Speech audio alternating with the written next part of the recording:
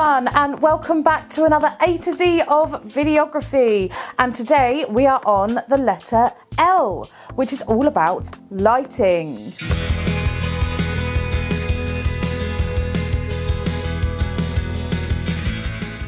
Now, lighting is such an important part when it comes to filming, videography, taking photos, because it completely can change the design and way that your image feels. Now, if I turned all of my lights off in here now, it would be very, very weird. So for example, like this, it looks a bit dark, dull and creepy. You can't see my face. Obviously I've left the LED lights on so you can see a little bit, but it's not particularly nice.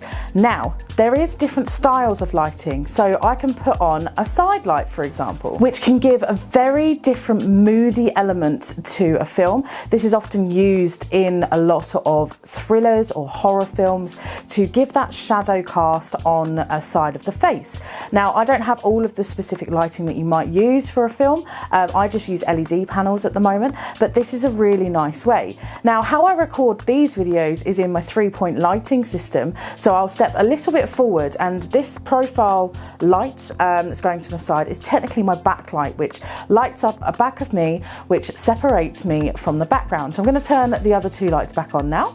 So you can now see me nice and clearly again with my 3-point lighting. So I've got my side light slash backlight, which separates me from the background. I have one that's kind of eye level that gets the left hand side of my face, and one that's slightly higher that then comes down and lights up my head. So therefore I'm nicely lit. This is a standard kind of lighting procedure for interviews and things like that. So I tend to use 3 lights when I'm recording with people, and then as you can see I have my LEDs on my shelf, and I actually have a one light that's behind me on my left, which then depicts another colour that I want to then use in a video. So if someone's brand guidelines is blue, I will turn that light to blue, or if it's red, I'll have red, or if it's purple, so on and so forth. Now, when you're lighting a scene or lighting for photography, there's lots of different ways you can use lighting, and there's also lots of names for them. So I'm going to list out some of the names.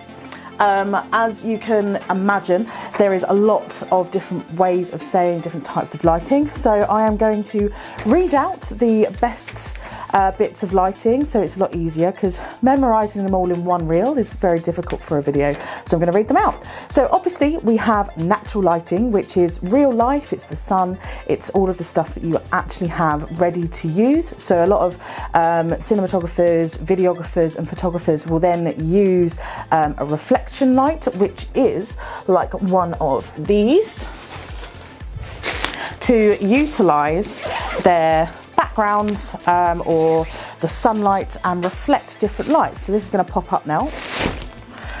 So you've got the black, you've then got a nice reflector on the front there, and then I actually have different colours that I can then use. I sometimes use this to diffuse through on my lighting if I want less harsh light.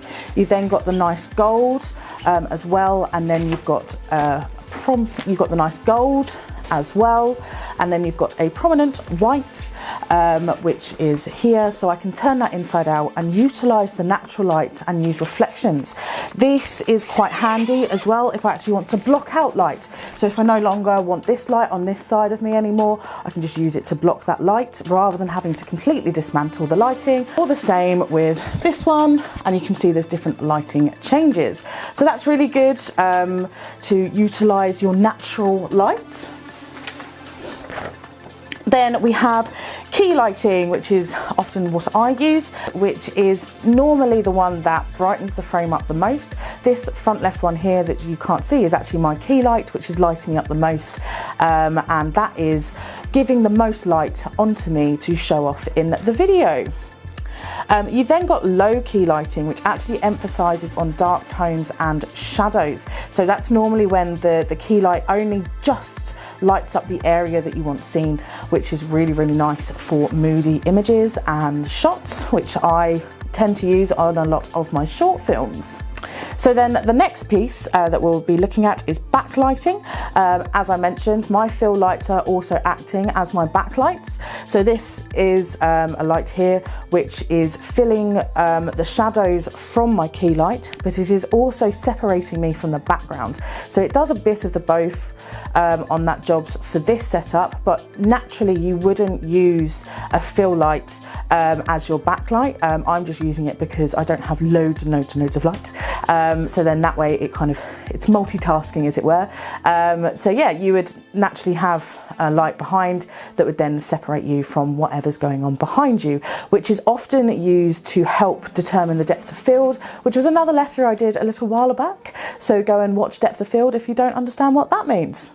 Right, so the next one is practical lighting. These are good for wide shots, long takes, and it helps again give depth of field to the scene.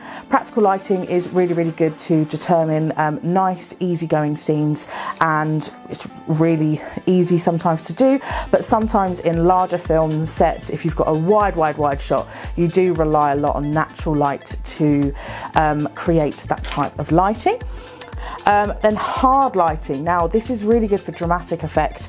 It does create more shadows, which means that you can then have a darker scene going on, or you can determine a shadow on the floor. So hard lighting is really good to actually highlight creases in people's skin tones and stuff like that as well. Now, soft lighting is typically the type of lighting that is then used within portrait shoots. You would often diffuse a lot of the light, so I've got quite hard lights on me at the moment, but you then put diffusers in front so it gently touches the subject and it smooths out the colours that are going on, and are really, really effective for nice, gentle scenes or fantasy, unicorns and stuff like that. So bounce lighting.